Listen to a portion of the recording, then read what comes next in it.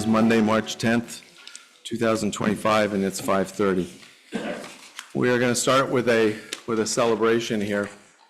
I think I know why there's a crowd here. I'm not entirely responsible for it, but so we have a celebration for the town report dedication to Shelley and Gary Nolan. And before I get started, I do need to send out a thank you to Chastity Fayon for helping me with a lot of homework and background. So thank you. I just want you two to know that. So the dedication reads, Shelley and Gary represent the heart of Lamoille County with deep roots and remarkable contributions to the community. Shelley, a proud graduate of People's Academy, spent an impressive 41 years working at Sweet and Burt, demonstrating remarkable dedication to her local workplace. Her connection to the area runs deep, having been born and raised within the close-knit community of Hardwick. Gary, hailing from Jeffersonville, charted his own path by graduating from Cambridge High School. There's a name from the past. And furthering his education at Vermont Technical College. His professional journey was defined by his long-standing career at H.A. Menage, where he left an indelible mark on countless projects throughout Morristown and Lamoille County. Together, Shelley and Gary embody the spirit of local commitment, having raised 3 children and welcoming a remarkable 8 grandchildren and 7 great-grandchildren into their lives. Their story is a testament to the enduring strength of community and family in rural Vermont. Shelley has been a dedicated public servant in Morristown for nearly a decade, serving as an elected Justice of the Peace since 2017. Her commitment to civic duty is exemplified through her active participation in the Board of Civil Authority and the Board of Abatement. Shelley's unwavering dedication is evident in her exceptional attendance record at these crucial meetings. Her commitment to elections goes far beyond simply showing up on voting day. Shelley can be found at the town clerk's office well before elections, carefully counting and organizing absentee ballots with meticulous attention to detail. On election day, they themselves, she is a fixture at the polls, working marathon shifts that often stretch 10 to 12 hours, ensuring every vote is handled with precision and care. But Shelley's support doesn't stop there. When she's not directly managing the polling station, she's assisting behind the scenes, addressing whatever urgent needs arise.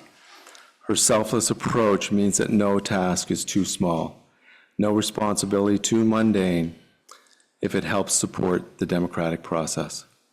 Her tireless efforts are a testament to her belief in community service and the importance of fair, well-run elections.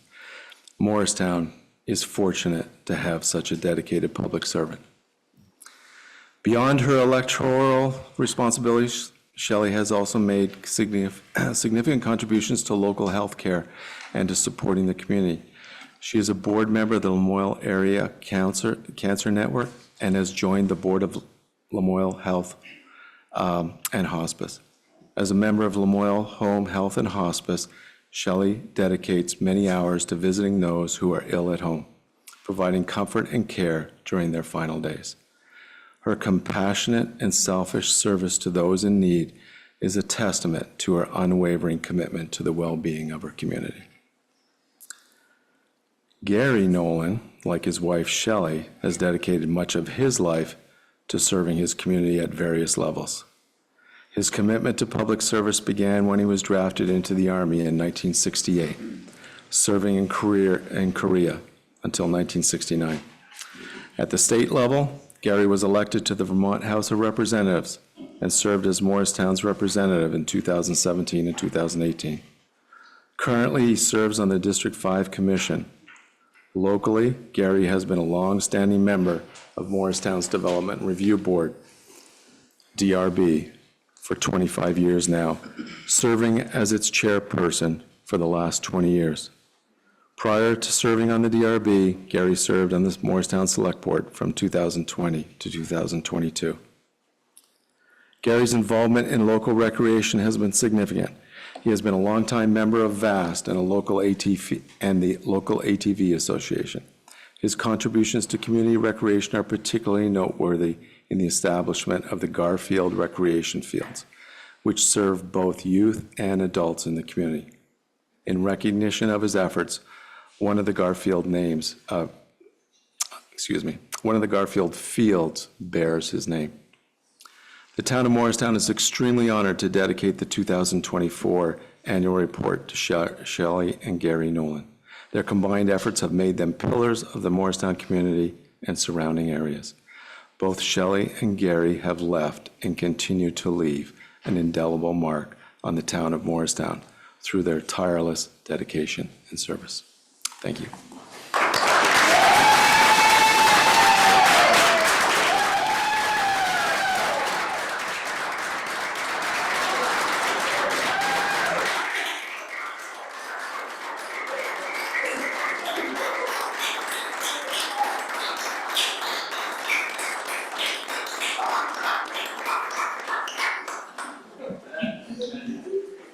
I have one quick question for Shelley.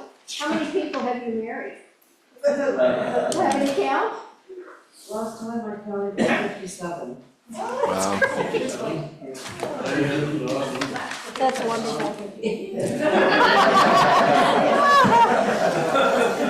Thank you so much. It's such an honor, truthfully. Such an honor. I love this little town of ours. It's pretty apparent. The two of you are very deserving. Thank you Thank so you, much. and, I just got to tell you one little story that the other night when, well, actually, it was the day the town report came out, and we had a meeting here with select board members, the village trustees, and planning commission. And Wally Reeves was sitting next to me up there at the table, and Wally congratulated me on something, and I said, well, I don't, thank you, but I have no idea what you're talking about. And then a different conversation broke out, I never given it another thought. And after the meeting was over, somebody came up the hallway and they showed me a picture of the town report. I said, you gotta be kidding me. So I went home and I told Shelley, I said, here, take a look at this town report. You may want to look at the budget before you cast your ballot. My ballot was already made up and that's the way it's going to stay. Well, let's look at the front of it. She opened it up. Yeah, it was pretty emotional. And she cried then too. Yeah. But yeah, we really want to thank everybody. It's just so great to be a part of this community and do what we do. And talk about the ball fields.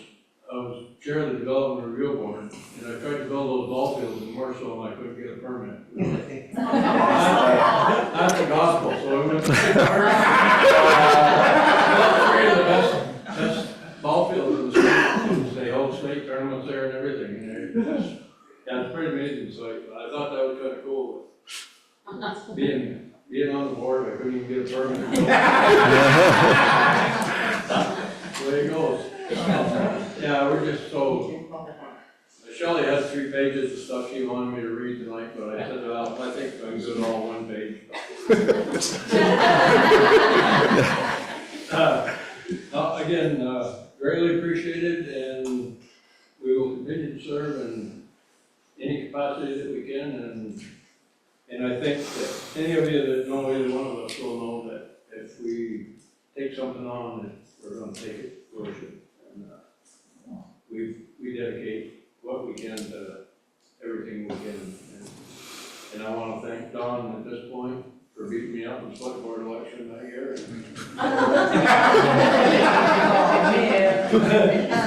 Perfect. It worked perfect. I adore you.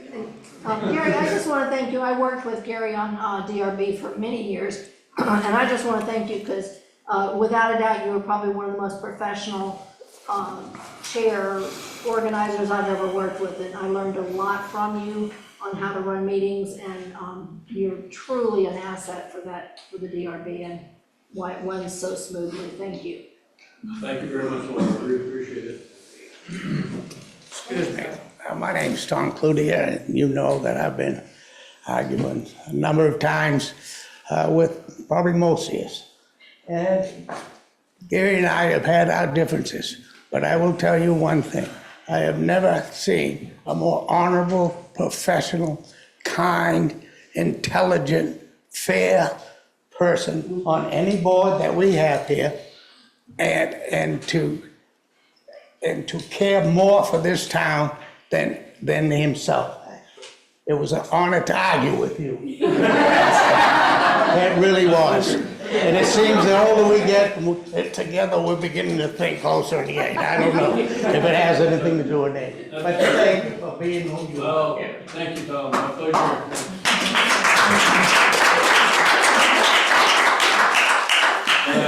Another thing that I like about Tom as well is we can have an argument or a discussion or whatever, and we still walk away friends. And I gotta compliment Tom on, I'm not quite sure how you do it, being here, you know. It's the dual personality. Bases covered. Maria? I just want to say something real, I let Sherry and Gary get away, Shelley and Gary get away with it, but not you. so I just want to say real quick. So 41 years ago, after Skip and I had been dating for 3 weeks, we decided we were going to get married. And Shelley was the first person that we told. She was walking home late at night, and we were driving around late at night, and we rolled down the window and we said, guess what, we're getting married. And I probably don't want to know what she was thinking in her head. But anyways, I just want to further this along. Skip worked with Shelley for many years at Sweetenbert, and just a testament of her giving nature that many years ago, in 1990, Skip and I had 2 little boys, and Skip went to Desert Storm, and Sweetenbert was constantly checking on me, and that was Shelley's doing. She put our family in the forefront of her job, and so she was giving way back then, and she was sending Skip care packages as well. So that was 41 years ago. And I've worked with Gary at H.A. Menashe, and to know him is to love him. So. Thank you, Maria.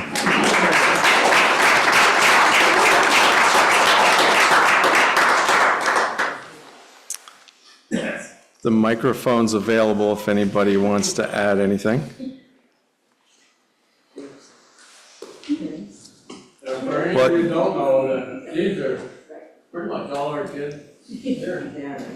Some grandchildren, some are, most of them are not here. This is my daughter here, Heather, and here's 2 daughters, my stepdaughters, Marcy and Steph. Nice. And my son-in-law Charlie and my 3 grandkids, our 2 grandkids. Yeah.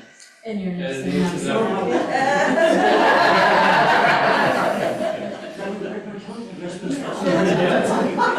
be all over the news, guys. Again, thank you so much. Yes, thank you. Well, as you can tell, we're all very happy that we've dedicated this report to you. And just so you know, when your names came up last December over there in the town clerk's office, it was a pretty quick head nod, and decision was made in just a few seconds, so. You guys, whoever was involved in it did a heck of a job, because we had no clue. Anybody that knows me, nothing can find me. Nothing. I know everything about everybody. Well, so far, Chastity's the only one that's implicated, so we're, On that Sarah Haskins, she's a sneaky one. yeah. Well, thanks again, I really All right. appreciate the dedication. Oh, you're welcome, thank you.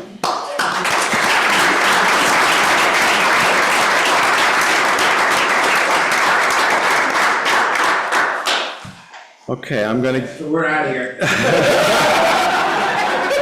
understand.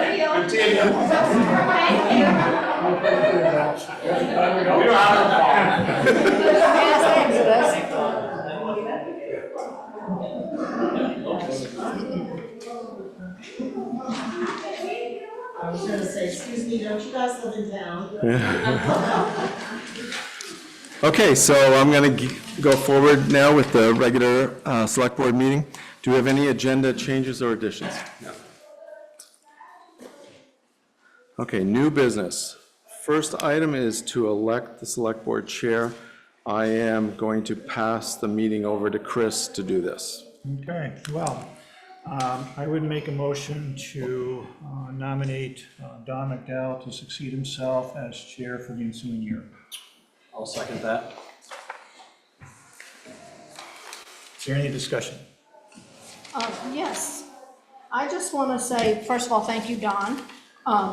And also, in previous years, there has been issues with it being, I've had issues with it, discussion happening, so just want to state for the record that I'm hoping that there wasn't any predetermination and discussion behind the scenes. I don't think there was, but just historically, and would you please stop rolling your eyes? You accusing people. No, I'm not. I'm just saying. Talk to Chris. I'm just saying He's running the that I feel confident that that has passed. I do want to say that the VCLT has made very clear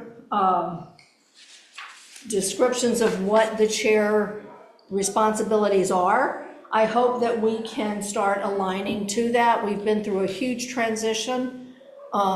And, you know, one of those is communication, that, you know, we've been figuring things out. So I just hope that we can get to a more, and I'm not faulting anybody, I'm just saying that I hope that we can get to a cleaner version of what chairs are, and what their primarily goals are. And as I understand it, as they are a liaison for the select board with the manager. That being said, you also handle the agendas. Historically, I have had a very hard time getting agenda items, and I know the town has, so I'm hoping going forward that we can get a better process for the townspeople and select board people, so that we are more aware of what people are asking for on the agenda and have a little more input as to what we think, rather than it being a solitary decision. So that's my comments going forward. Okay. Anything else? No other comments. All those in favor of electing Don McDowell to succeed himself as chair for the ensuing year, say aye. Aye. Aye. Aye. Okay, I will respectfully turn the mic back over to the chair. Okay. Thank you. Thank you, folks. I guess I abstained from that vote. I did not vote. Audience have input into I asked if there was any other discussion, Tom, and I didn't hear anything, so. So next is to elect vice chair. I move to nominate Chris Palermo to serve as the vice chair of the Morristown Selectboard for the ensuing year. So I have a motion to elect Chris Palermo. Do I have a second? Second. So I have a motion and a second to elect Chris Palermo as vice chair of the select board. Discussion. I'm gonna say I have concerns about some past recent behavior. Second of all, I think it's important that Chris technically changed to a 2-year term that ends this year.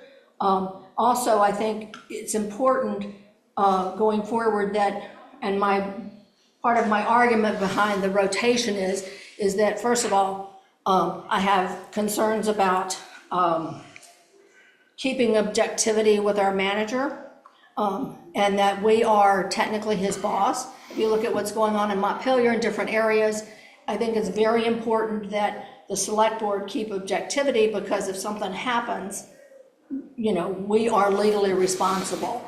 I think rotation helps that, so that there's just a change. I also think it helps to have a change of opinions for agenda and ideas, so that it doesn't become, you know, one person. And I think the co-chair is a good training position. So I feel that both of you have significant experience. So I personally, while I don't, you know, it'd be fine. I personally would like to see someone else. I don't want the job, I'm not pitching for me. However, Richard has just been elected for 3 years, George is on for another 2 years, so I think, I just have concerns, that I really feel like it should be someone who's not being groomed, but just has some experience to it, so that when the chair position comes up, we're not throwing somebody in. That's the whole point of the rotation too, is that you're never throwing somebody into the chair position that hasn't had some experience. So that's my thought on it. So I will not vote for you. I won't take it personally. Thank you. That's what we want. Thank you, Laura. Any other comments from the board? I'm just going to ask, could someone at the door just open that up to make it seem a little more inviting? Thank you. I know it was noisy out there. I appreciate it. Yep, thank you. Go ahead, Tom. I don't know if somebody out here can nominate somebody, but I nominate Richard for the co-chair. And this is the reason why. During the February 18th meeting on an agenda item was consideration of approve and sign resolution appointment of an acting zoning administrator. Before that was approved, a select board member acting as the chair of the select board spent over 10 minutes expressing his personal views, not talking about the resolution, but rather, it appears, wanted to lay the blame on small error on a permit extension and zoning errors at the feet of Todd Thomas. This uncalled for and totally disrespectful speech was a disgrace to this very board and an embarrassment to us Morristown citizens. Everyone needs to know, and you as a select board member should have known, that Todd never once voted on any issue in over the 14 years he served as town zoning and planning director. This illustrates your lack of knowledge on just how our boards work. The Planning Council was in name a de facto a planning commission, thus responsible for any errors that may have been made. Also, what you failed to say during that uncalled for tirade was that the final report from the consultant stated that there were in fact very few errors and only very minor ones at that. Why you thought it was necessary to try to degrade Mr. Thomas's work on our town is beyond comprehension. Why in such a cowardly manner did you have to express your vendetta when Mr. Thomas was not in attendance, but his lovely spouse was, and had to sit there through this tirade? What was your intention? This behavior, quite frankly, is the very reason you should resign from this board, and certainly not having you act as chair or vice chair of our select board. In those 10 minutes, you dishonored yourself and brought shame on our town you're supposed to be representing.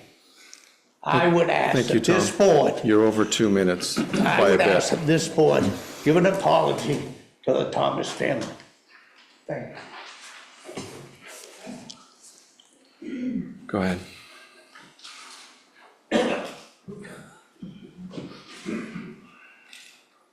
Mary Lou Nichols, Morrisville.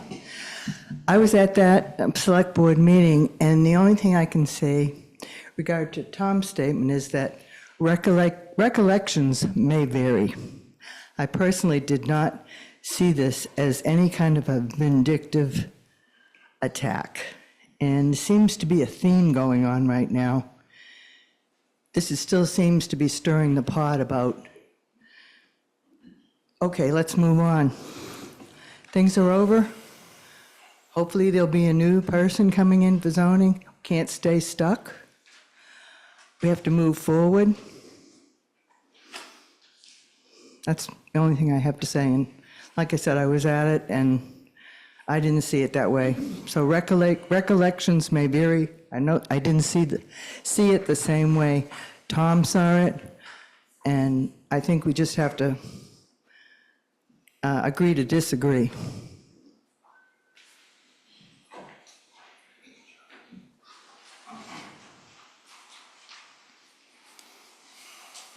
Go ahead, I'm sorry, Bob.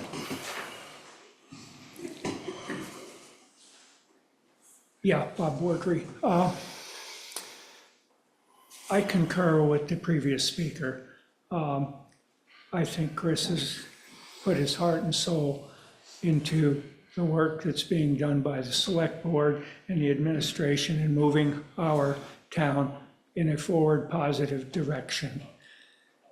And I don't know what the issues are here. It appears to me that it's a personal vendetta, which is not in the best interest of moving Morrisville forward.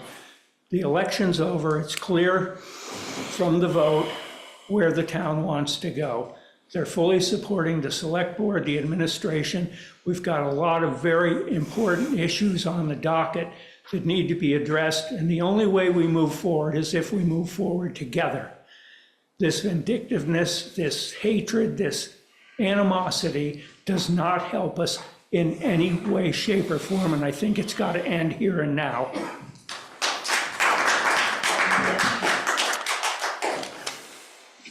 Martin Green. I just want to say for the record that I don't include myself in townspeople who are supposedly embarrassed or ashamed, or do I think that the actions and words of the select board or Chris that particular evening brought disgrace on the select board. I think you've done a fine job. And so I do not want to be included in that judgment on the people of Morristown. Thank you. Thank you, Martin. So, I would just like to say that for all that Chris has done these last few years on this board, all the work that he has done behind the scenes that I've been very, very privy to. The words that are mentioned tonight that were mentioned 3 speakers ago are extremely unfortunate. They leave out so much. First of all, I think it's a very subjective opinion expressed by one person. I don't agree. I was there for part of that meeting. I think I know I listened to that part of the meeting. I don't think that's a fair representation of what happened. But regardless, Chris, you've done so much for this town. You've stepped up so many times. You've done so much work behind the scenes. People in this room, you can just guess what he has done. And I can tell you, multiply it and magnify it and times 10 it, because that's the effort that's going on. And I have been very proud to work beside Chris. Frankly, he's taught me a lot about being on a select board. I've learned a lot from him. That's what we should be celebrating tonight. Not one conversation, one evening that took place over a very short period of time. I agree, Bob, it's very unfortunate that that had to be said. We as a town, we have got to start moving forward. We have got to start realizing that it is comments like have been displayed tonight that are ripping us apart. Can you imagine a family, like an actual family core, and you had one person in the household talking like that? That would be a really difficult family to be with. That would be a dysfunctional family. This community is, I'm not done. Thank you. I'm sorry. I am not done. So we're a family, we're a community. We need to move on. There is so much important work in this town that needs to be done. And we spend, thank you, Tony, I agree. And we spend too much time on topics like this. So, thank you, Laura. I think it is time to move on. I'm sorry, you're talking about let's move on. I would like to nominate Richard Craig for the reasons I said before, that I think we need to have somebody in that position that we start getting ready for the next several years. Do I have a second? Do you want that, John? I appreciate what you said, Laura, about, Do I have a second before we carry this conversation on? Hearing no second, then the nomination fails. But you can still answer the question. I appreciate what you said. I do feel like we're in a spot right now where we're definitely still in a transition phase, having Brent as a town manager, and I'm still relatively new to the board, and there's been a lot of moving pieces and parts, especially in the last year and a half. And we need to move on in a constructive manner before looking, and I think Chris has done a fantastic job with this, but I agree with the concept of what you're saying there, and I appreciate the nomination. And I think that's something we need to look at going forward. Okay, so we have a motion to elect Chris Palermo as vice chair. All those in favor of the motion as presented, please say aye. Aye. Aye. And I will vote aye. Richard? Yeah. Okay, I'm sorry, I didn't hear you. All those opposed? Nay. So that would be 4-1, Judy. Next, set the regular meeting schedule. So far, our regular select board meeting schedule has been the first and third Monday of the month at 5:30. I'm assuming we are good to continue with that?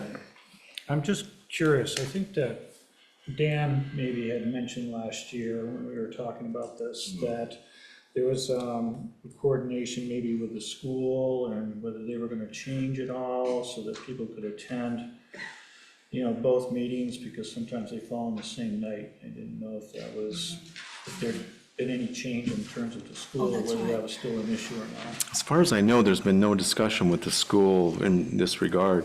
Has the school reached out to us? I'm happy to reach out to Dave Bickford and ask him. Yeah, when this came up, Judy Alberry, when this came up, Brent was in discussions with Ryan Harity, maybe. Lisa Cross sent an email to me saying that it was highly unlikely that they were gonna be able to change their schedules. Okay. And do you know what their schedule is, Judy? Do you remember? I don't, I just know There was it's Mondays. conflicts, I can't remember. I'm happy to reach out to Dave and talk to Dave and see if we can, if there is an adjustment that needs to Yeah. take place going forward. I would also like to mention now that our meetings are falling, thank you, Brent, and falling into like normal, they're not 3 and 4 hours long anymore, that very possibly we should consider 6, because I know people that were working were talking about that they couldn't get here. So I would be willing to go to 6, so that, we're basically 6 to 8, if it would help accommodate people getting here. I need input on that, so I don't know. The only thing I would say is, we used to do that and we moved it forward because of employees like Judy and Oh, that's Brent right. and others. The number of times that Sarah has to be here, the number of times that Tina has to be here. So that was the reason that That's right. and we compromised on it because The 5:30. because we did talk about moving it to 5 o'clock and we compromised on 5:30. Do we have that many employees coming in anymore? I don't know what Judy's new schedule is or how, I know you're under, can you flex your schedule? I just remember that it was an issue for people, but nobody seems to be chiming in, so, they're here. Okay. Okay, I would entertain a motion then on number 3. I would make a motion to meet the first and third Mondays at 5:30 here at the Tegu Building conference room for our regular scheduled meetings. Do I have a second? Second. So I have a motion by Chris and a second by Richard. Any further discussion? I'll just say that I will reach out to Dave and talk to him about Mondays. Okay, all those in favor of the motion as presented, please say aye. Aye. That would be unanimous, Judy. Set locations for posting meeting notices. So this is going to come up in rules of procedure. Do we want to put this forward? This is in rules of procedure, and I have some thoughts on that, and I'm kind of wondering, if we shouldn't just, should we, for now, just do what we've done for the next week until, because it's my understanding that what we're going to do is go over rules of procedure tonight, and that they're going to have to, there's a number of amendments that are potentially in there, and that we're going to perhaps rule on this or vote on this in the, okay. And then, but just a reminder that since there isn't a public comment at the end, I think even with changing the order with this discussion, you might want to open it up to public comment before after you change the order even.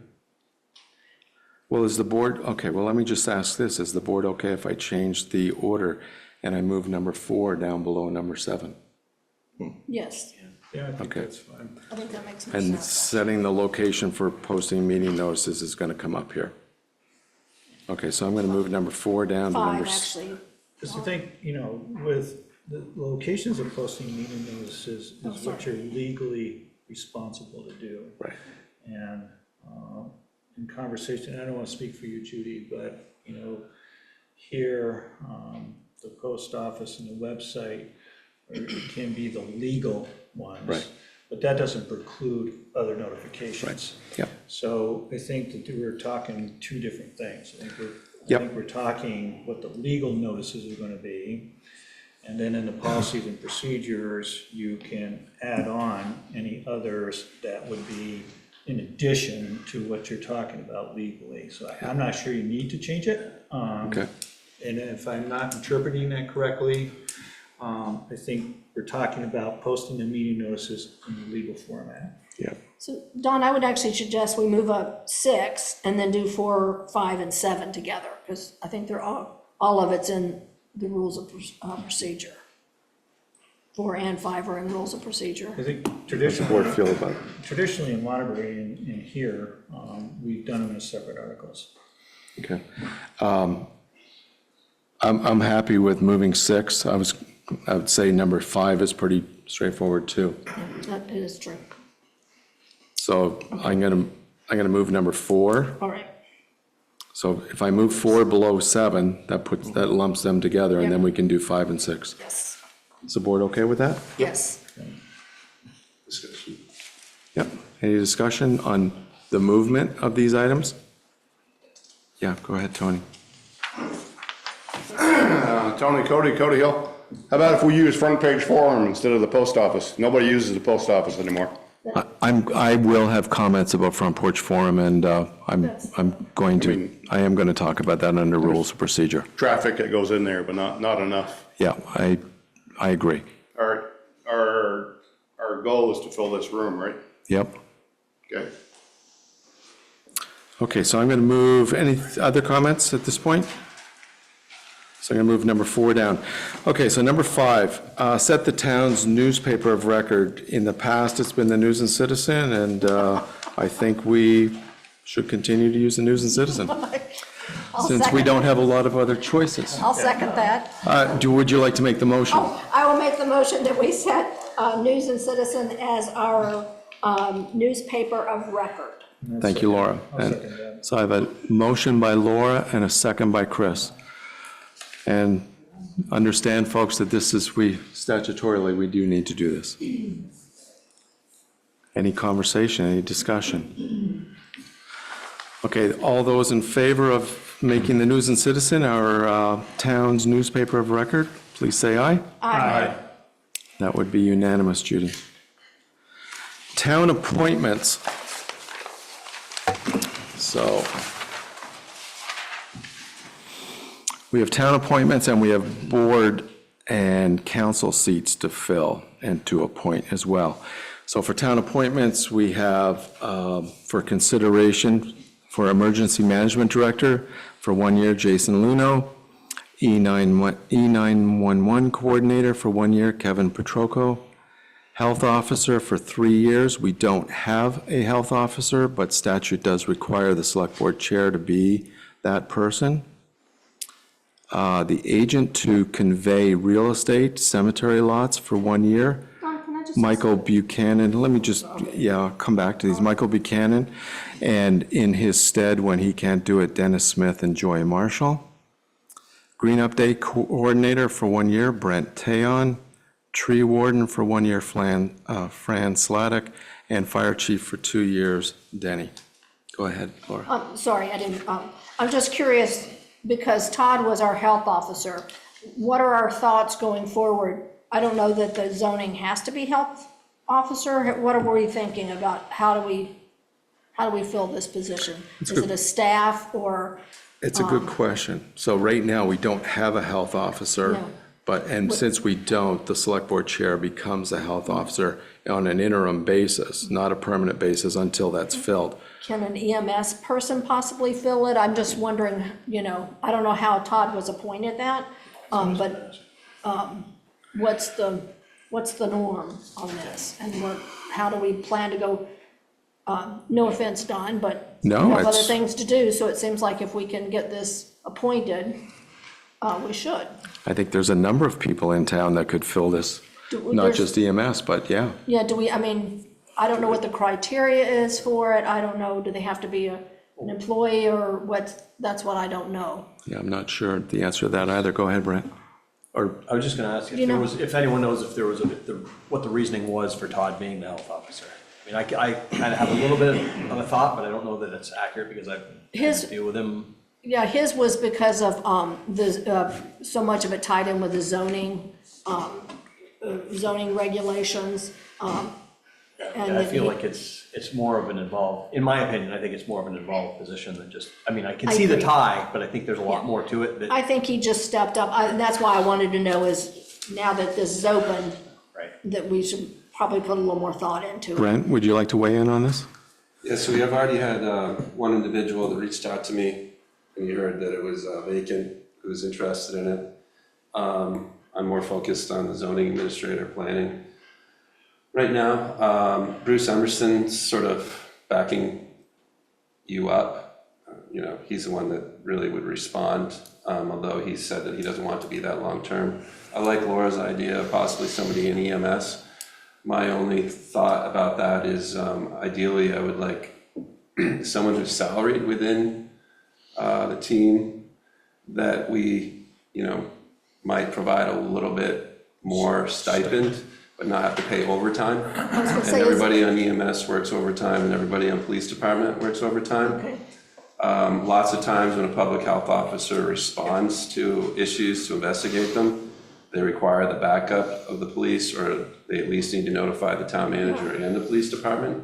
So oftentimes it involves the police.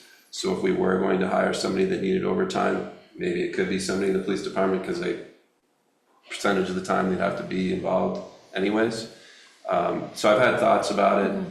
Nothing that I'm prepared to present to you all in the community tonight, but I want to do it in a way that's cost effective. Yeah.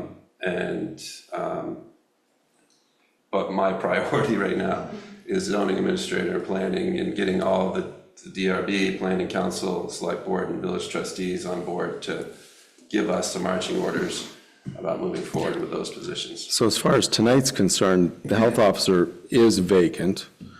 I will fill it and work with Bruce on making sure that it's filled.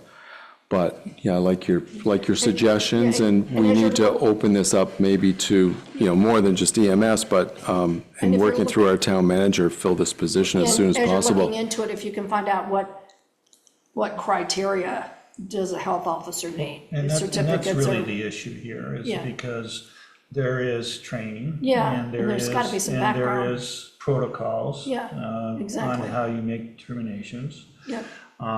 Library went through this very same thing in the past. Mary Woodruff was a longtime health officer there, but she was a private citizen. She did have some training and did a really good job, but, when you need somebody, you need somebody. Yeah. It's all good until your pants don't fit, right? So I think that, at the end of the day, I would suggest that we work sort of in parallel streets here. One is that we would advertise for health officers because we don't know who's out there. Right. Because if you're gonna be paying overtime for EMS or public safety, what does that look like? And I have no idea how many calls you get. You may get 2 in a year, you may get 10 in a year. But you need to have somebody that knows what they're doing in that position. So we could reach out in-house to see if anybody's interested in it. We have other vacancies, the Morristown Development Fund Advisory Council, that's vacant. We've got 2 Conservation Commission vacancies. Maybe we put together an advertisement from the town of Morristown that directly relates to all the openings, and we work it 2 ways. And I guess so in addition to what the experience criteria is needed, what are our thoughts on compensation? And because I do know I happen to know a nurse that retired who actually would be excellent, but we have to, she's not a town person, so insurance and stuff, so you'll get back to us, right? So I feel you've got good direction on this? I do. Okay, great. Thank you all. I'm going to suggest that somebody gives me a motion on the appointments before we go to the boards and councils down below. I'm going to do them as a cluster, if that's okay.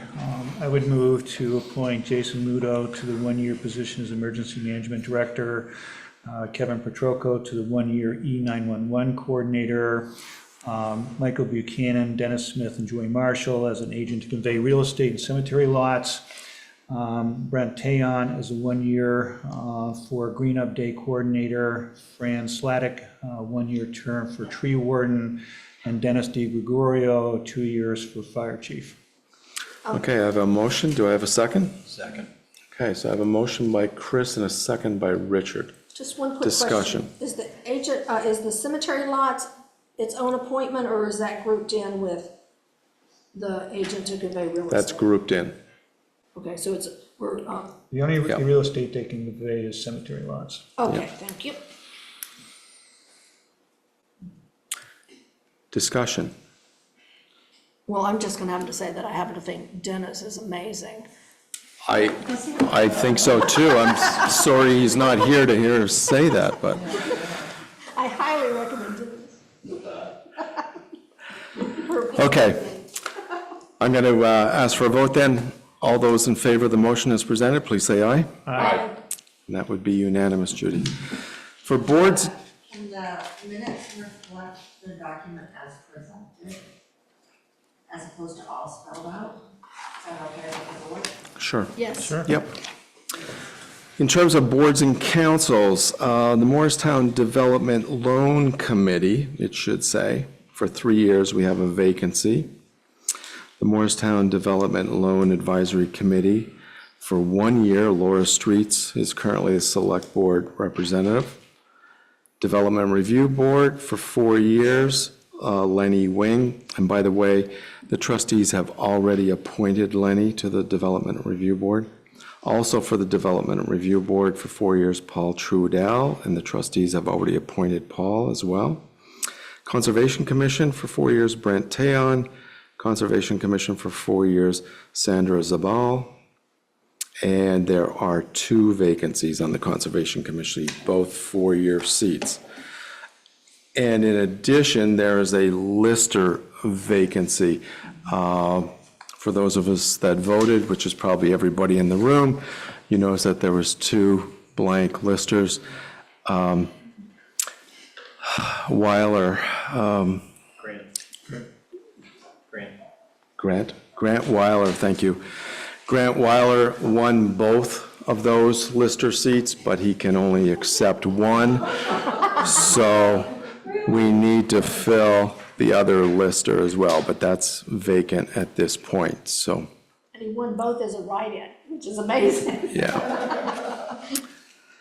So I guess I'm looking for a motion here.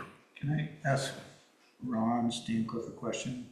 You sure can. Ron, do you have anybody that wants to serve in either of those positions as Conservation Commission for 4 years? There's 2 openings. Can you come up to the microphone, Ron, please? I think Ron's retired. Yeah. Oh, that's right. So Jerry. Jerry's. I came to see that Brent Tion and Sandra were appointed to the Conservation Commission. But myself, I'm not resigning, but I'm not asking to be reappointed. I have been there, I do not know how many years, but another 4 years is a long time, and I want to spend that time trying to educate someone else to fill my shoes or any other vacancy that might occur in the Conservation Commission. Thank you. Thanks, Ron. Jerry, do you have any thoughts on this? Jerry Throne. Yes, we intend to interview Nancy Donovan, who has voiced an interest at our next meeting, and vote on her position. And in the meantime, we're also looking to fill Ron's position. So we will actively be searching, and if you publish that, Judy, and you get people that are interested, please pass that on so we can consider them. All right. Thank you, Jerry. So we have, I guess, 1, 2, 3, 4, 5 considerations here. So I would move to appoint Laura Streets as a select board rep for 1 year to the Morristown Development Council, Leonard Wing for the 4-year Development Review Board, Paul Trudell for 4-year Development Review Board position, Brent Tayon for 4-year Conservation Commission, and Sandra Zabal for 4-year Conservation Commission. So I have a motion by Chris. Do I have a second? Second. Okay, a motion by Chris, second by Richard. And by the way, just for the record, I know it says something different on our paper here, but it's the Morristown Development Loan Advisory Committee. You should have new forms or anything. Yeah, okay. Great, And Don, I will abstain since I'm, okay. And I would assume you're very interested in that Yes. position? Yes. Okay, great. since we finally got it up and going. Any discussion? Okay, all those in favor of the motion as presented, please say aye. Aye. Opposed? So that would be 4 with 1 abstention. You sure can. So Judy Alberry for Sarah Haskins.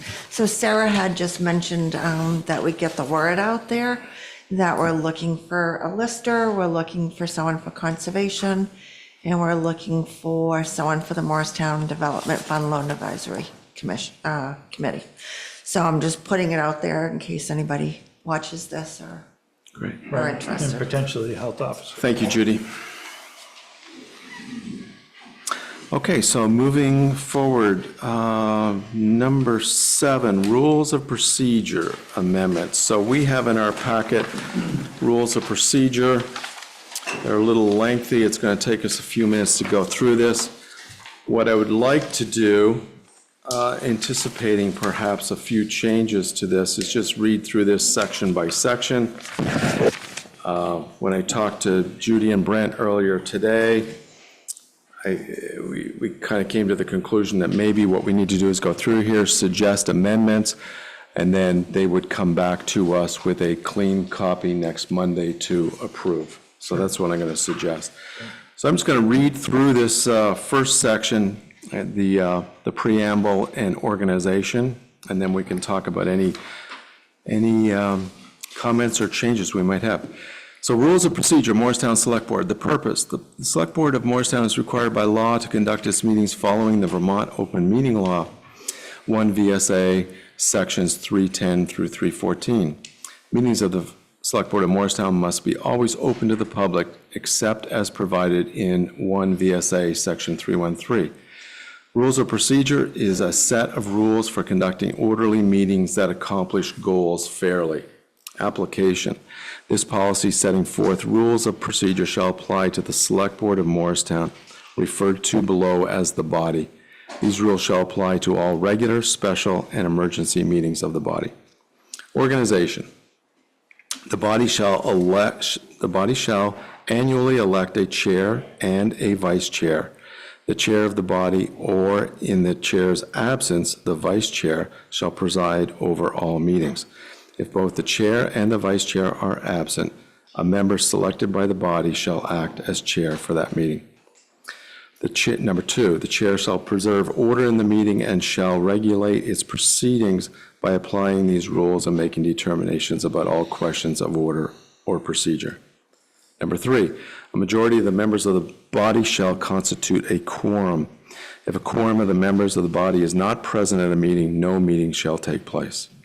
4, no single member of the body shall have authority to represent or act on behalf of the body unless, by majority of vote, the body has delegated such authority for a specific matter at a duly noticed meeting, and such delegation is recorded in the meeting minutes. 5, motions made by members of the body do require a second. Any member of the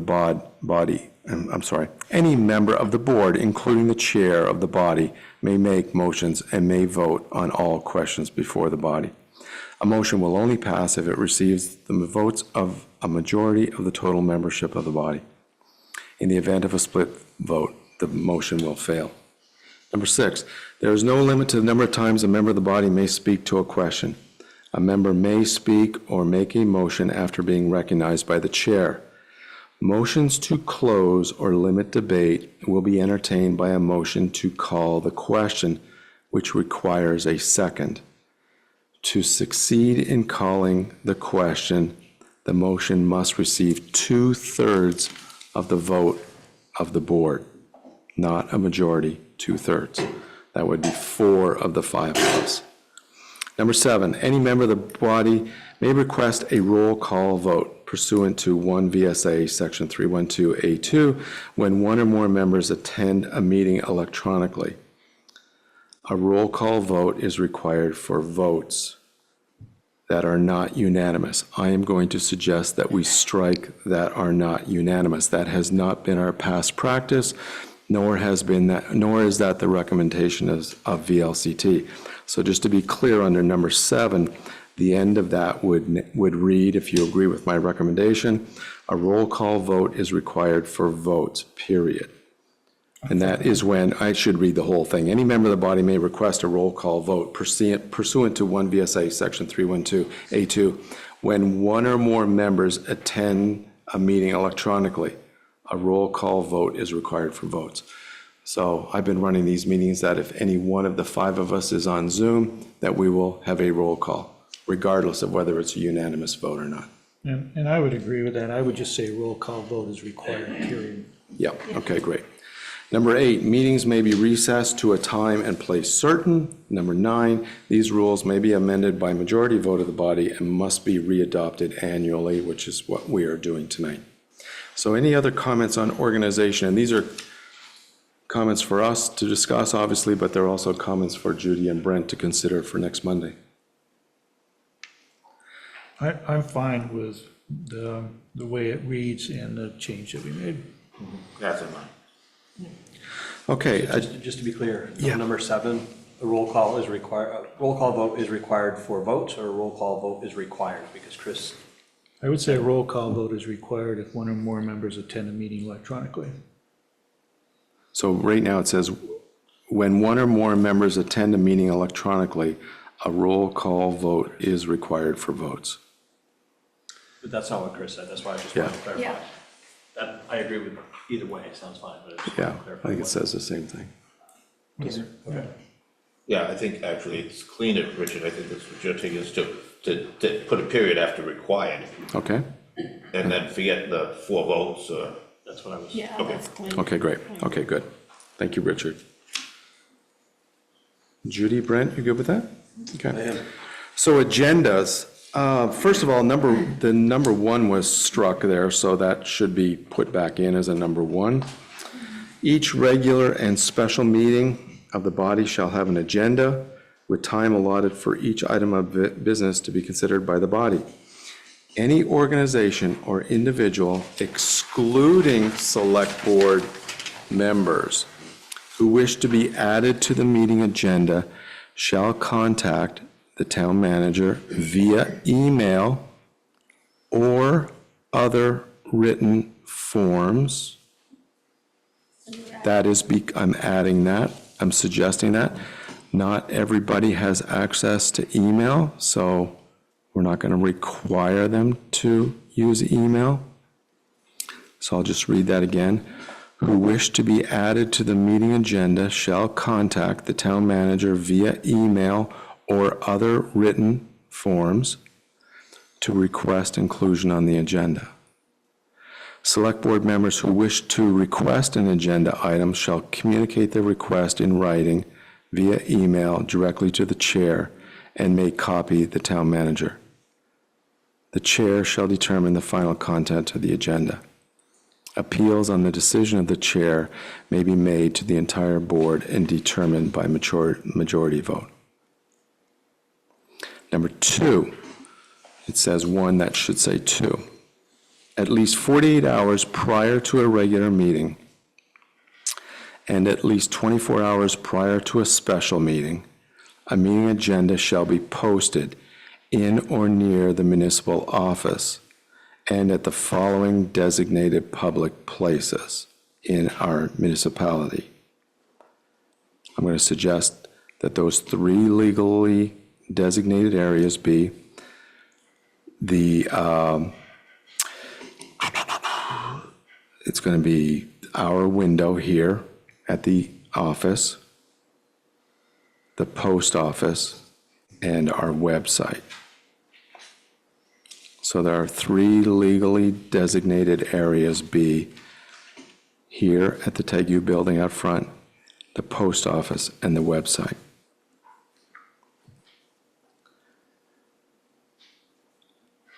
Continuing that, so that means Morrisville Water and Light is struck, and the Morristown Centennial Library is struck.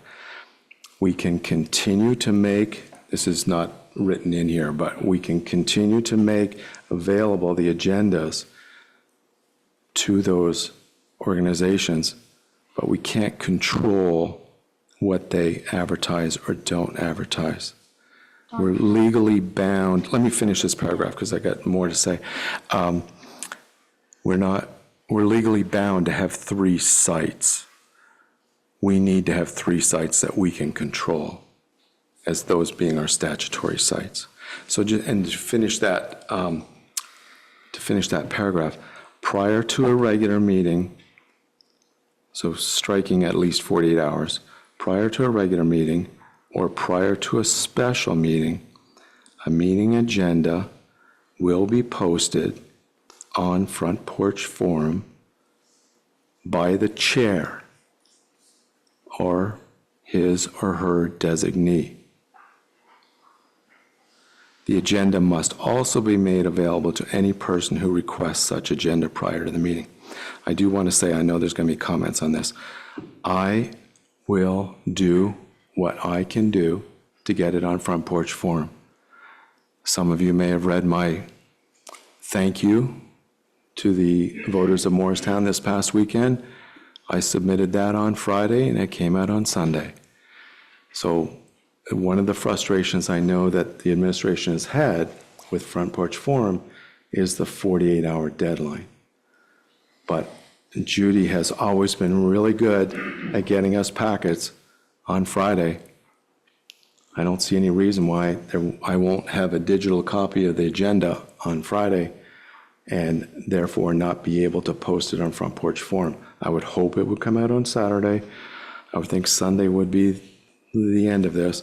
I also plan on writing Front Porch Forum and asking them, what can I do to make sure this comes out timely? But I will do that. We've had a lot of conversation about this, and I think this is only reasonable. I think this is a reasonable solution to it. So I will do my very best to get that out there, and my plan is to do it for every regular meeting and special meeting, and we'll see how that works. So there's a couple of changes in paragraph 2. I'll read paragraph 3. I don't have any changes here. All business shall be conducted in the same order as it appears on the notice agenda. except that any addition or deletion from the notice agenda must be made as the first act of business at the meeting, which we've been doing on a regular basis.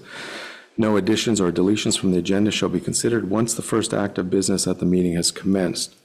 Any other adjustment to the noticed agenda, for example, changing the order of business, postponing or tabling actions, may be made by a majority vote of the body.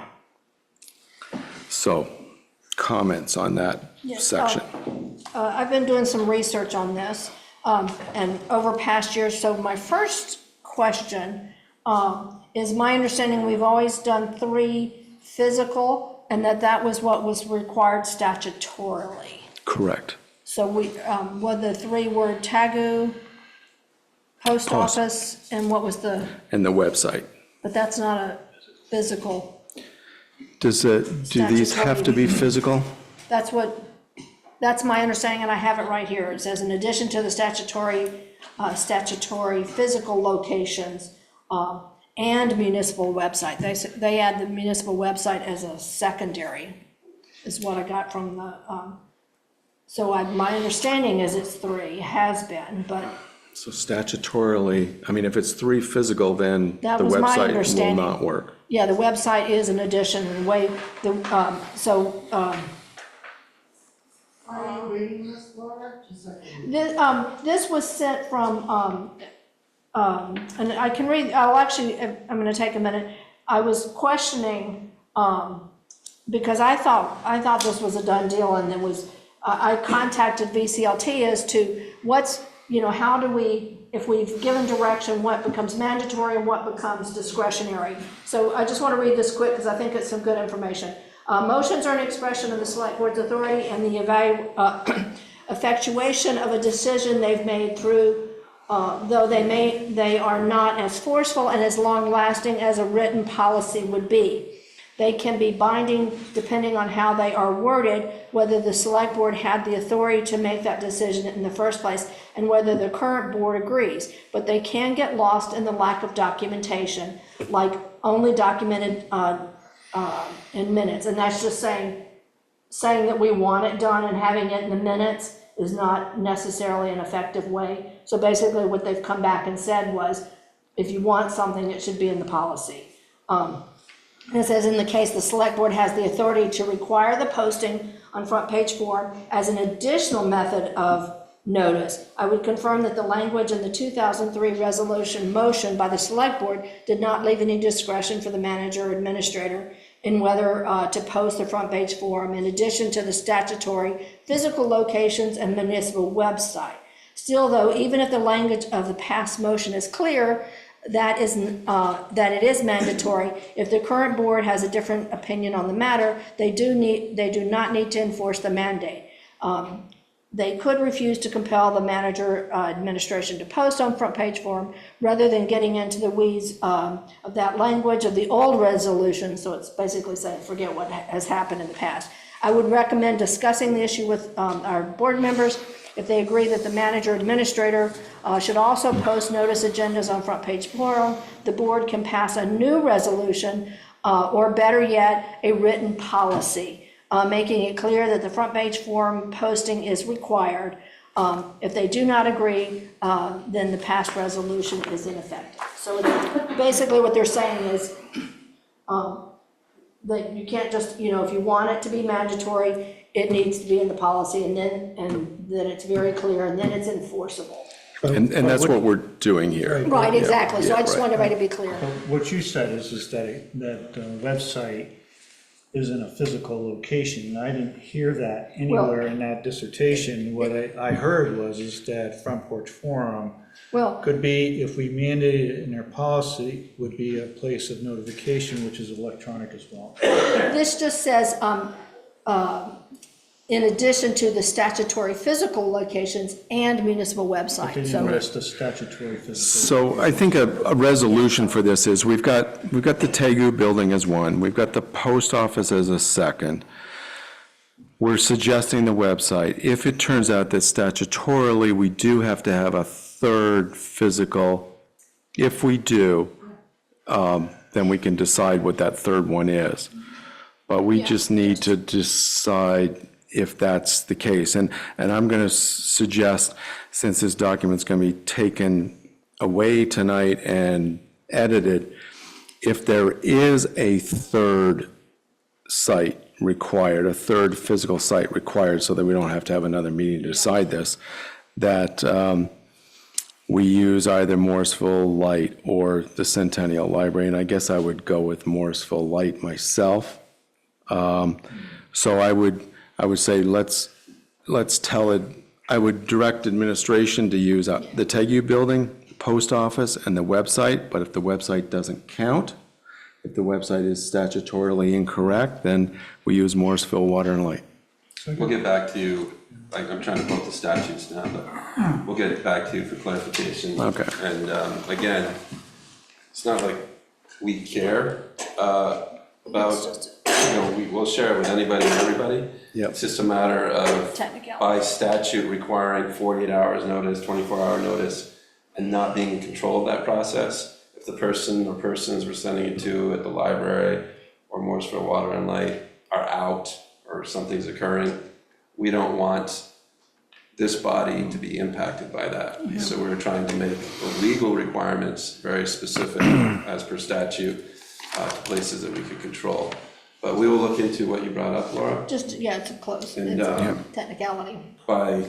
Before the next select board meeting, I'll send out an email to all of you so you're informed before the 17th. Right. When we have hopefully the final version in front of you for vote. Right. And I would agree with that. The only other change I would make in that paragraph is that I think that the posting should come from Judy Alberry when she posts the rest of the meeting notices, and when she's on vacation, the chair would post it. So there would be continuity there Which posting? for the front porch forum. Is there a reason you were stepping in, that, is it a time constraint? I'm or- just taking it off her plate. I mean, it was actually something that was suggested to me by a board member in another nearby town, and I thought, yeah, that's brilliant. I can do that. It's not a huge amount of work, so, and I did not post this past weekend for tonight's meeting, but I did grab Judy's email to each of us and was able to easily edit it and make it friendly for Front Porch Forum. Do you want to weigh in, Judy? I'll post it wherever I'm told to post it, so it doesn't matter to me. I just am very adamant that Front Porch Forum cannot be a legally binding place to put it, because I can't control when things show up there. My functions, Monday through Friday, are, for my job, are what I legally have to do and what I have to get done for time. And come Friday afternoon, if I have time to post in other places, if I have time to put it here, there, and everywhere, I will. But if you say to me, it's required that it goes on Front Porch Forum, then I won't leave on Fridays till I make sure I get it done. So it's a cooperative conversation here. If you prefer that the chair assume that responsibility, then that's fine. I just, you are sort of the hub in which the spokes revolve around. So with that being said, if you're posting it in other places, the agenda, and you want to continue to do that with Front Porch Forum, that's fine, but I don't want to spend overtime dollars having you here trying to take care of stuff. So if you prefer that the chair does that, then I'm good with that. Yeah, it doesn't, I'm not salary yet. I'm going on salary, so right now it would be overtime. Right. So I just want to make sure that I am doing what I'm supposed to do first, legally what I need to get done, so that we're not having any issues with open meeting law. That's what my job is first, so. I'll just say again. Doesn't matter. Can I ask a question, Jim? Can I just state that I am happy to do this unless there's some reason. I mean, if the board feels like they would rather the chair not do it, but again, I see what these people are doing, and Yeah, it's no, a I small agree. thing. It's a 10-minute thing I can take off her desk. Right, and the only reason I brought it up is I figured I needed to ask the question. Okay, yeah. And so I'm fine with your suggestion. Judy, can I just ask, because I know we have a community development person, and I'm gonna ask for an agenda item later on, just to have her come, so everybody knows who she is and what she's doing. However, did some of the website updates and stuff get moved over to her, and would it make sense to potentially have her be posting all the, No, No, short okay. answer is no. Okay. That sits in mine and Brent's office. okay. And I'm very capable of doing it, so Yeah. it shouldn't be I know passed you are on. capable, but Yeah. again, Yeah. it's a time constraint, and Yeah, it's We're important to the all- public, we're all so- busy, Yeah, I so- don't want to run into overtime, nor do Yeah, I want to yeah. stress you, but Yeah.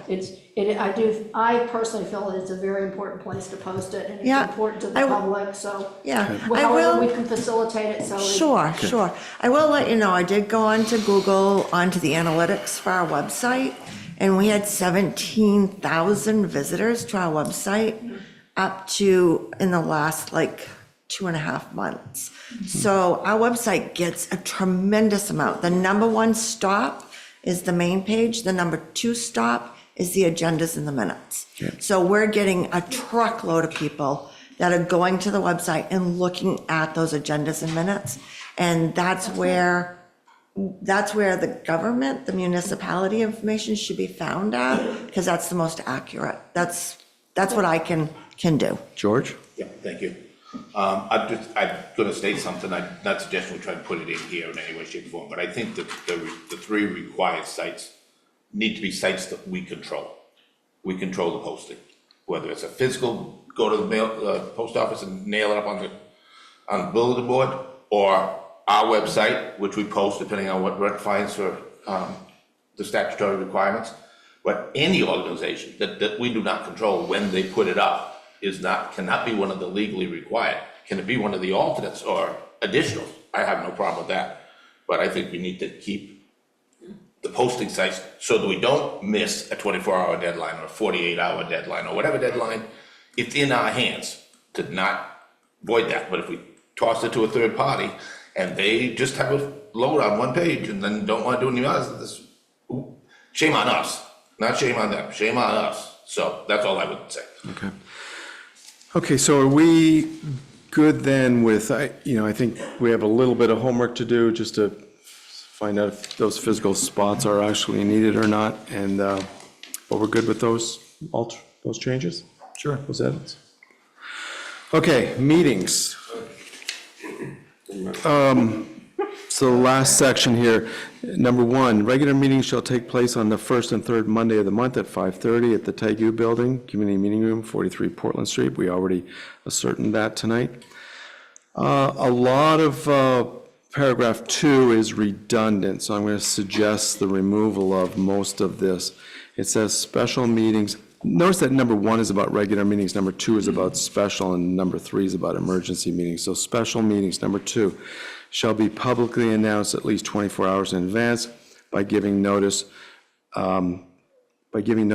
as outlined in number 2 under agendas to all members of the body. So in other words, strike the rest of that paragraph because it's just the same thing that's up above under number 2 in agendas.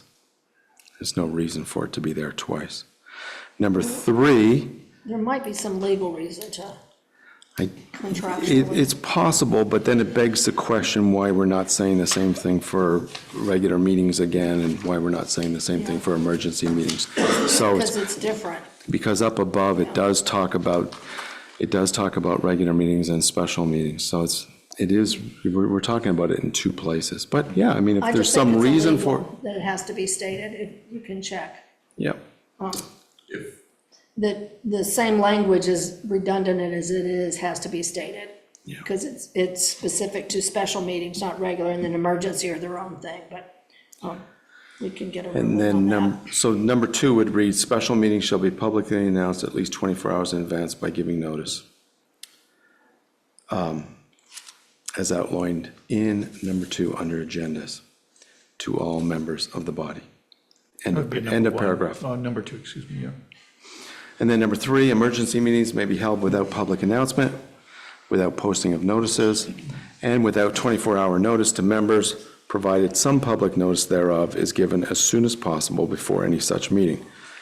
Emergency meetings may be held only when necessary to respond to an unforeseen occurrence or condition requiring immediate attention by the public body.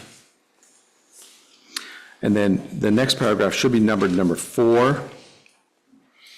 A member of the body may attend a regular, special, or emergency meeting by electronic or other means without being physically present at a designated meeting location, so long as the member identifies him or herself when the meeting is convened and is able to hear and be heard throughout the meeting.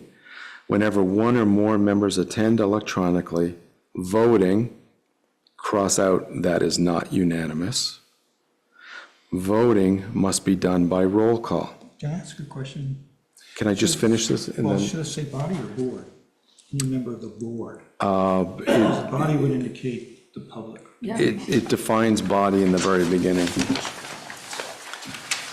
So under application, it says this policy setting forth of procedure shall apply to the Select Board of Morristown, referred to below as the body. Okay, So, well taken. okay, so just, I'm going to start at whenever, the second sentence again. Whenever one or more members attend electronically, voting must be done by roll call, period. So strike that is not unanimous, since we're not doing that. If a quorum or more of the body attend a meeting, regular, special, or emergency, without being physically present at a designated meeting location, the agenda for the meeting shall designate at least one physical location where a member of the public can attend and participate in the meeting. At least one member of the body or at least one staff or designee of the body shall be physically present at each designated meeting location. I would guess that last paragraph is a COVID paragraph. Probably. Hopefully not a measles. So any comments about that section? Are you asking the public as well about this section? I am, yeah. Because the previous section, you didn't ask the public, so if you want to go back. Okay, I'm sorry. Yeah, go ahead. I just need clarification. Tom Cloutier? Tom Cloutier, and I just need a little bit of clarification here. If you do your statutory 3 placements, then we don't worry about the timing on a 4th place, like Front Porch Forum. I mean, you can put it in on Friday. If it comes out Sunday, it doesn't matter because it's not statutory, correct? Correct, yeah, that's So why we we're don't- doing that, yeah. It has nothing to do, so we're covered, doesn't matter what Front Porch Forum does, even if it doesn't get published. Correct. Why haven't, Pardon me? why aren't we doing that? Why aren't we doing what? Posting on Front Porch Forum. We are. As long as we do the statutory by law. We are, I will, I am. I think we just had to figure out the logistics. 'cause Okay, so it is gonna start now then? It will.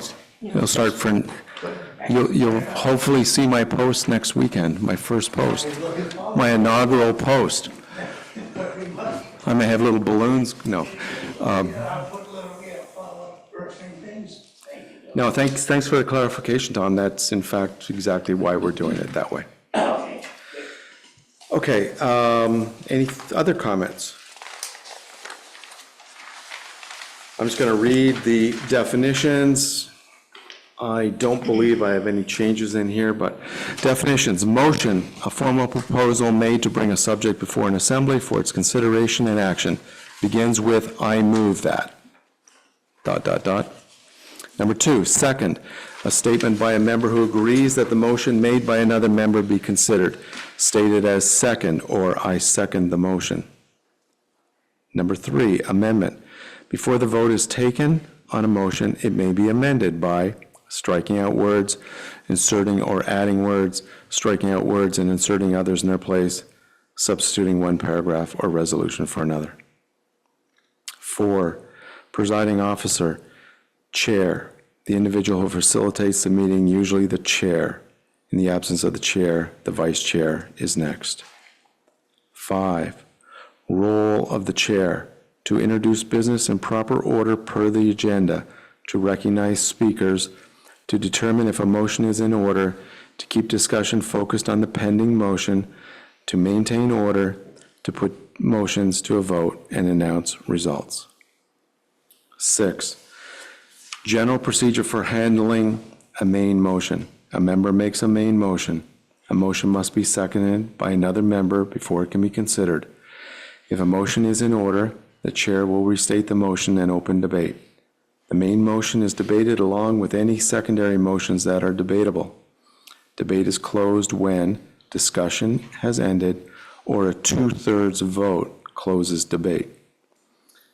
The chair restates the motion and, if necessary, clarifies the consequences of affirmative and negative votes. The chair calls for the vote by asking all in favor.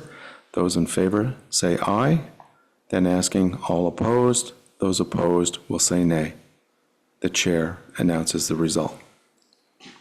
7, general rules of debate. All discussion must be relevant to the immediately pending question. All remarks should be addressed to the chair. No cross debate is permitted. Debate must address issues, not personalities. All debate must remain civil, and all viewpoints shall be treated with respect. Public questions on that?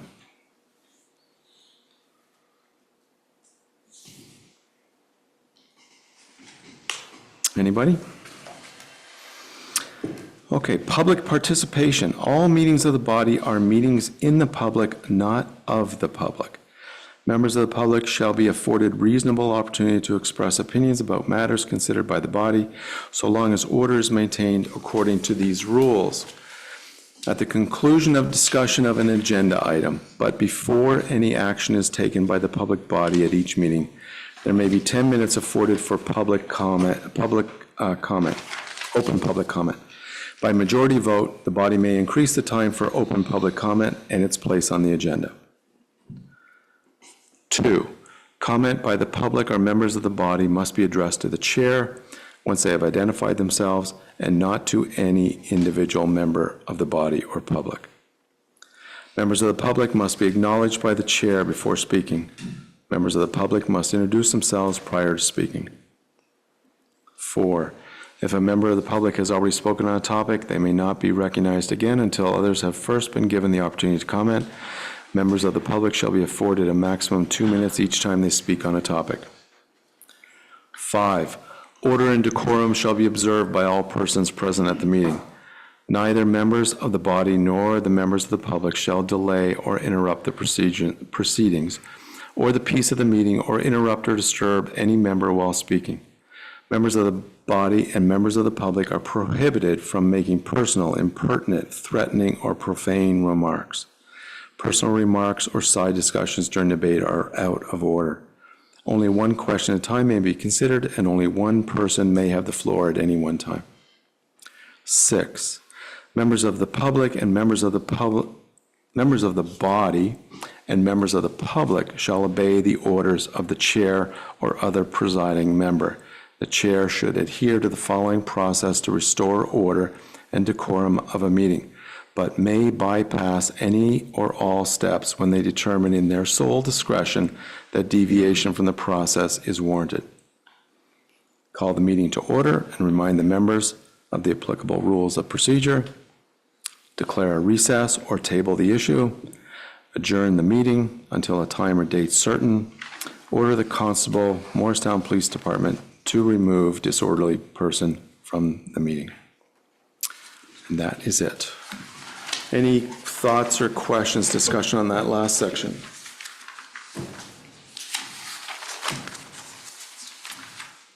Okay, hearing none, I would say, so the rules of procedure, we will get a clean final copy next week, and we'll vote on that. Next, under new business is to set the locations for posting meeting notices. I'm thinking that we might want to table that for next week as well, since we have a question as to what statutorily we need to do. So with that thought, I am done with new business. Any board comments first? Then Judy and the public afterwards, yeah. I just want to make a suggestion. I was sitting over here thinking about it. Could we use Morrisville Co-op Corp across the street for the third posting if we need a physical location? Because I can walk over there and post it, but I can't walk over to Morrisville Water and Light. I could drive. I just would prefer having a place where I know I've done what I need to do. I just feel more comfortable with that. That's a So great just for thought. the board to think I about. actually think that's excellent, because I think that's probably a higher volume than some of the other places, and a much more versatile, yeah. More diverse. You could Diverse, exactly, I think that's check with actually, them and see if they Yeah. allow that to happen.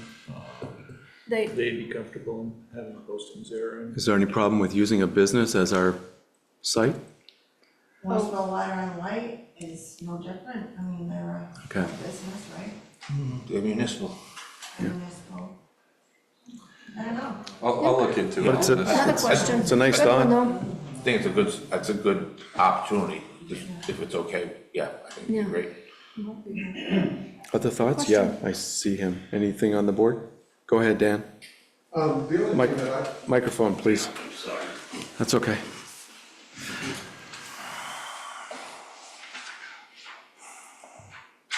I have been very often, I know there's going to be a meeting, and then I want to read it. And so I like the idea of having it on the window out here, not on the wall in the foyer. But I didn't know, I realize right now we don't have a public spot like a display case, but a place that can be reached 24/7 by foot someplace here in the village would also be very nice.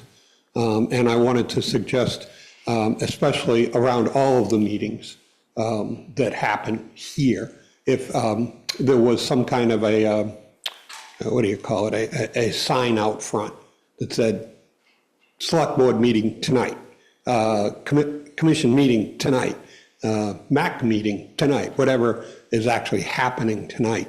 Not so much like a marquee or an electronic one, but something of that nature that could be set up and just left on. Or again, at a certain point in the day, it doesn't matter, like at 4:30 even, when she closes the door, or whoever locks the door, it could come in. But in general, people just traveling through during the day, see the sign, they decide, oh, that's tonight, I should do that. And it's just like a tickler more than anything. But, and again, I just suggesting it at this point, not as part of the changes.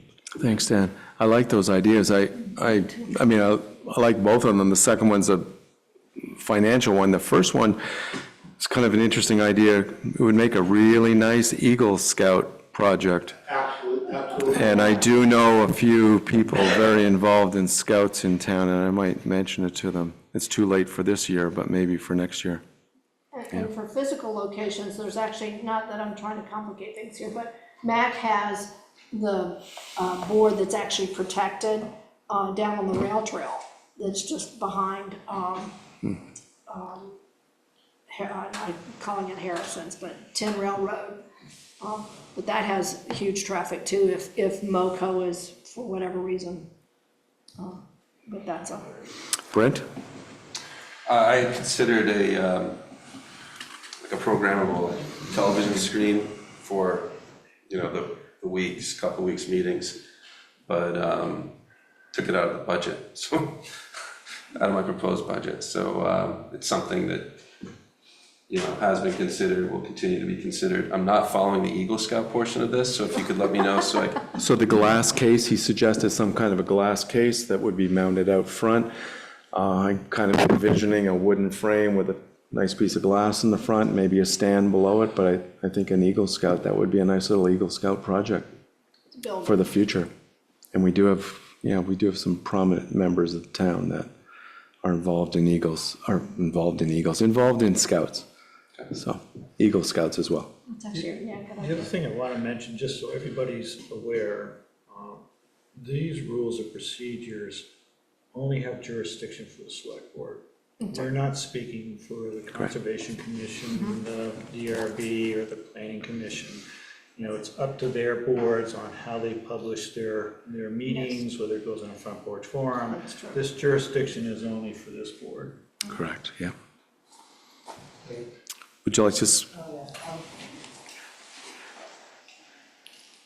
Mary Lou Nichols, Morrisville. The library it's right in the front door as you go in. It's well protected. They maintain it very well.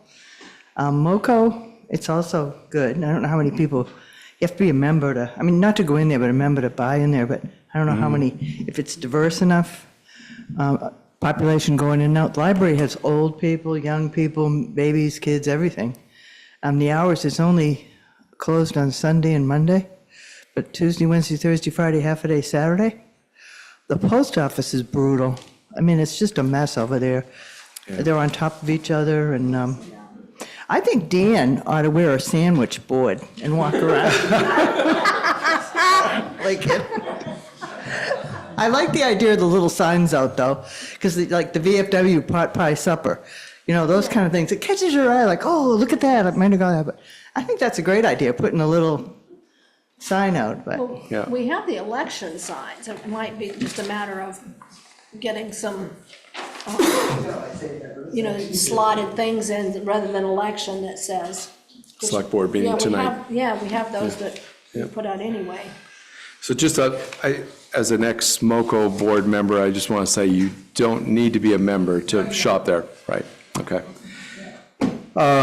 Okay, I'm going to move on if there's nothing else. So, schedule. Next Monday, we go back to our regular Select Board meeting at 5:30, March 17th.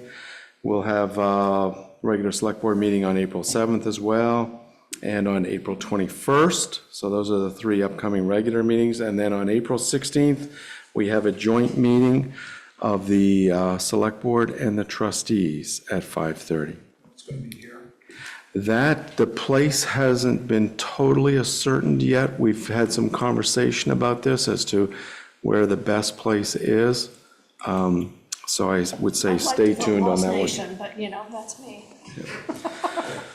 I would entertain a motion to adjourn. I have one question on the schedule. Do we need to add the MDF that's on Thursday? It's not listed here. It's not a select board meeting. Oh, good, so it's only, okay, Yes, it's not it's committees select and stuff, board. okay.